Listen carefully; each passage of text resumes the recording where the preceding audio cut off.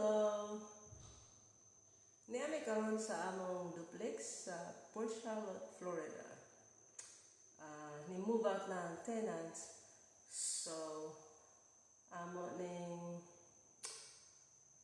fix up, clean up very well. Niya among i-change na mo ang carpet. Kay pangit na kayo. Kay ang tenant grabe ka hugaw kayo. So karon amo ning alis na ang carpet o wood flooring kay para di na kayo maglisod sa sunod ba. Kaya lisod maglimpyo og carpet daghang ka stain.